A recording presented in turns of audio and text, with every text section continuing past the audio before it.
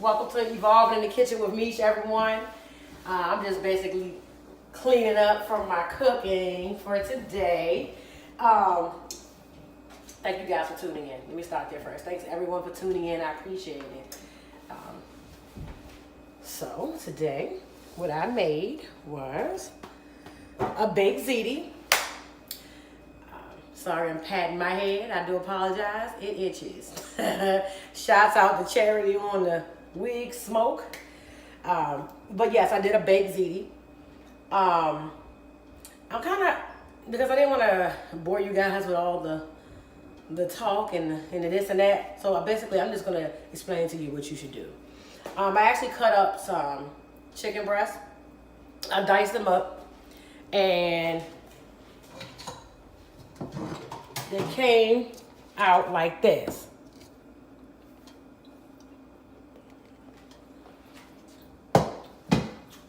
And they're good too. And I seasoned them with Montreal chicken, garlic sea salt, pepper, and there was one more. No, that might have been it. Yeah, that was it. So I seasoned the chicken with these three things.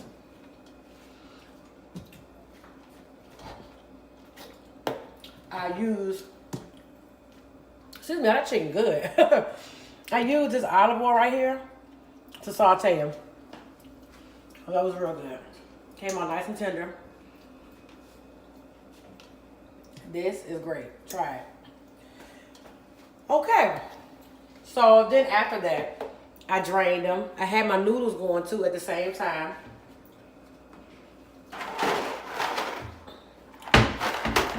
Rigid ziti noodles. I like rigid ziti noodles due to the fact that the fire roasted diced tomatoes that you put in there with the ziti, it actually sticks to the ridges. So it makes good, especially when you do it as a casserole. And yeah, so I boiled the noodles. Once I finished boiling those noodles, I put them in a casserole dish. And then I added this to it. You don't drain these. You drop them in there the way they are. It's not a lot to drain out anyway. And I chose this because fire roasted diced tomatoes has a really smoke flavor, which goes excellent on ziti. Excellent. Now, we'll explain my cheese sauce mix.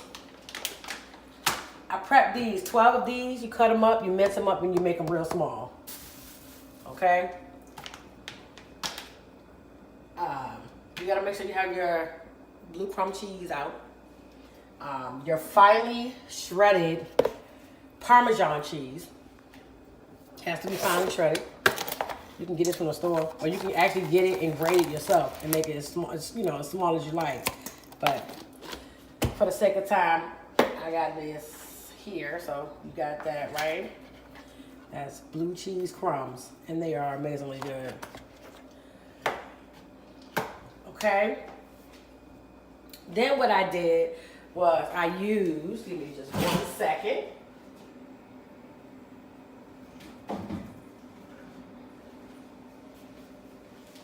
You want to make sure you have this as well. So, all right. So what I did was I cut up some onions. I cut up a cup worth of onions. I cut up 12 of these. Okay, 12.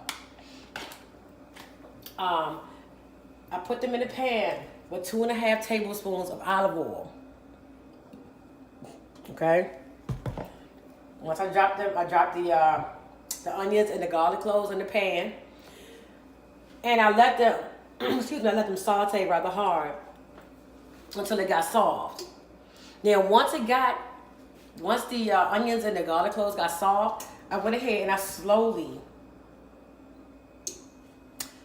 incorrect, I actually added a 1/2 cup of white wine.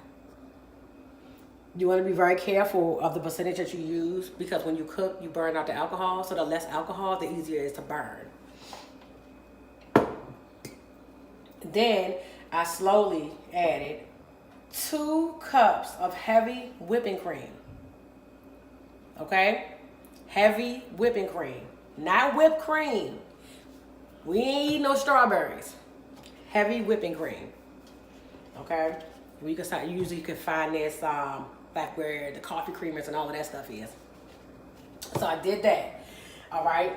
Now you want to wait for this to boil. Wait for it to get thick.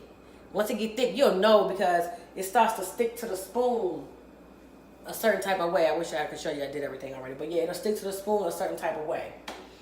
So where when you go like this, it'll be sticking, but it'll still flop. So you want to make sure that it has a slightly thick consistency. Then you want to add in a cup of finely shredded Parmesan, 3/4 cup of blue cheese crumbs. Sorry. And now also, hold on, got y'all. I also, because I didn't have any Fontina cheese, I replaced the Fontina cheese with provolone cheese. I used pretty much the whole pack for exception of three slices. Then I cut that up finely, just like this cheese right here. It came out looking like this. That's how I ended up coming out looking when I finished cutting it up. So then I add all of that cheese into the heavy whipped cream. I stir it up. Really, you should cut the stove off and then add the cheese. But I know that if you look at finely thin Parmesan cheese, it's kind of hard. So I still leave the stove on just for maybe like less than a minute, just so it can break down the cheese. So I did that until it got thick in consistency. Excuse me. I cut up parsley flakes and I added it with the noodles and the fire roasted diced tomatoes. Okay. Now once I finished that, it ended up becoming, excuse me, let me pull this out. It ended up looking like this. It looks amazing. And you have to let it bake for about 30 minutes or so. So 30 minutes, it's gonna bake. It's gonna be freaking great. You don't cover it up, you bake it uncovered. Your noodles, when you boil your noodles, I do mine in avocado oil because it just has a really good taste. So that pretty much is my meal for today, which is gonna be baked ziti. I'm also gonna pop these in the oven at some particular junction once the ziti is at least got 10 minutes left on the clock. So in any case, I just want to kind of go backwards. I just want to say again, thank you everyone. I have 97 subscribers now. I'm climbing up slowly but surely, and I'm very appreciative of all you guys. I look a little tired. I've been moving and trying to get unloaded, but it's coming along real nice. I just want to say, work really hard at whatever you try to do. And this is inspired by my story for this week. I've actually got a great position within my company. I mean, you know, it's an excellent start towards a great foundation. My next step is buying a home. But with that being said, you want to work really hard. Nothing comes easy. There is no easy route. There is no fast track to being successful. If you're going to be successful, it takes time, and it takes planning, and it takes a lot of energy. Some days you're going to feel like I just really just, you know. But at the end of the day, what you want to make sure of is that you're pushing and that you're striving and that you are constantly becoming your best version of you. And whatever that you're doing, I don't care if you are shoveling snow. I don't care if you do trash man or whatever you're doing. Make sure you do the best at it, because that's the only way you're gonna go up. So do your best at whatever you do. That's my positive note for the day. I just wanted to say thank you so much again. tune in. I will be clocking in more because I'm getting more settled. Thank God. Woo, thank God. Thank you, God.